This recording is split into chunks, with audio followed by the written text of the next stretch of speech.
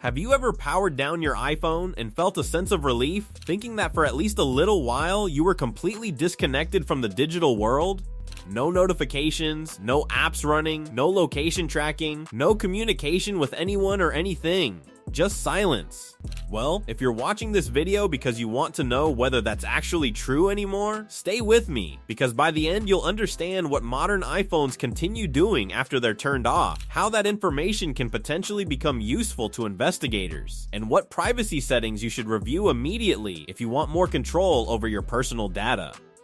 For years, turning off a phone meant exactly what most people assumed it meant. The device stopped functioning. If somebody wanted to locate it, communicate with it, or gather information from it, they were out of luck until it powered back on. That understanding became part of how many people thought about privacy. If you didn't want to be connected, you simply shut the phone down. But technology has changed dramatically over the last several years, and many people haven't realized how much those changes have altered the relationship between us and the devices we carry every day. On newer iPhones, certain components can continue operating for a period of time even after the screen goes dark and the phone appears completely shut down.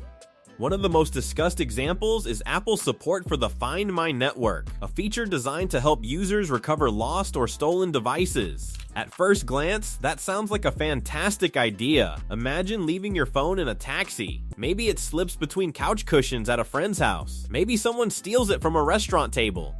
Most people would want every possible tool available to help recover an expensive device containing years of photos, contacts, messages, and personal information. That's the promise Apple offers. If your device disappears, there's still a chance it can be located. The issue isn't necessarily the goal. The issue is what happens when the meaning of off becomes less clear than it used to be. Once people learn that some functions may continue operating after shutdown, new questions naturally emerge. What exactly remains active? How long does it stay active? What information continues moving through the system?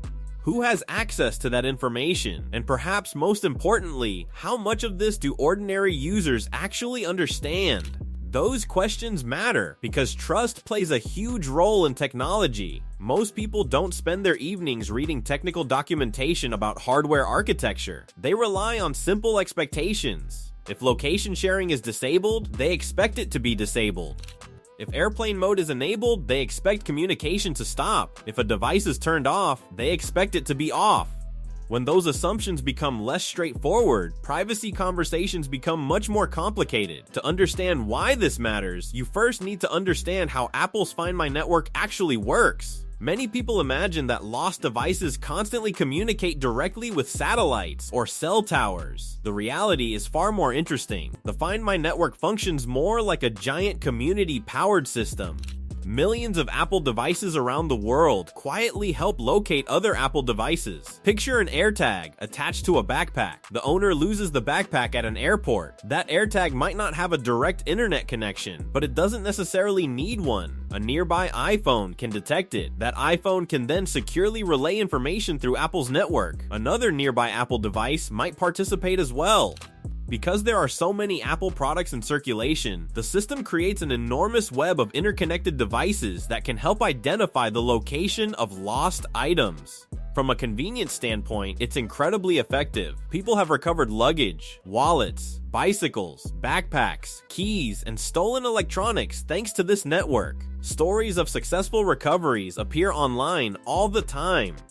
But convenience and privacy often exist in tension with one another. The very feature that helps someone recover a lost device is also part of a much larger infrastructure capable of determining where devices have been located. That doesn't automatically mean anyone can freely watch your movements. Apple has repeatedly emphasized that the Find My system was designed with privacy protections in mind. The company describes the network as encrypted and structured to prevent random people from viewing someone else's location information. In other words, the average stranger isn't supposed to open an app and start tracking every iPhone around them. That's an important distinction. However, privacy protections and data existence are not the same thing. Even if information is protected, there still has to be a system connecting devices to user accounts. Devices need ownership records. Accounts need identifiers. Lost devices need a way to be associated with the people who own them, and whenever information exists within a broader ecosystem, questions eventually arise about who can access it through legal processes. This is where concerns about law enforcement access enter the conversation. Contrary to popular belief, investigators typically don't spend their time breaking into sophisticated encryption systems like something out of a Hollywood movie. In many situations, obtaining information through established legal channels is significantly easier. If investigators believe information held by a company could be relevant to an investigation, they may seek access through warrants, subpoenas, court orders, emergency requests, or other legal mechanisms depending on the circumstances and jurisdiction involved. Many people assume a warrant is always required whenever information about them is involved. The reality can be more complicated. For decades, legal debates have revolved around what happens when individuals voluntarily share information with third parties such as phone companies, internet providers, social media platforms, cloud storage services, and technology companies. Different categories of information may be subject to different legal standards. As a result, privacy advocates have long argued that people often have less protection over information stored by companies than they realize. That's one reason discussions about digital privacy continue evolving. The challenge is that modern life depends heavily on services operated by third parties. Photos live in cloud storage. Messages sync across devices. Location services operate through company infrastructure. Account information sits on corporate servers. Most people accept these trade-offs because the services are useful, but usefulness doesn't eliminate the need to understand the implications. Consider how device identification works. Every phone contains unique identifiers that distinguish it from millions of other devices. If a device becomes relevant to an investigation, those identifiers can potentially become starting points for connecting the device to an account. From there, investigators may seek additional information through available legal channels. Again, the key point isn't that investigators possess magical surveillance capabilities. Those incidents sparked serious concerns because they demonstrated how powerful these systems can be when access controls fail. There have also been situations where location information contributed to investigations that ultimately pointed authorities in the wrong direction. Technology can provide useful clues, but clues are not always perfect evidence. A location signal may suggest where a device was detected. That doesn't automatically establish what happened, who possessed the device at a particular moment, or whether assumptions based on that data are accurate. This is why privacy discussions are rarely simple. The same technology that helps recover stolen property can also raise difficult questions about surveillance, accountability, and the possibility of mistakes.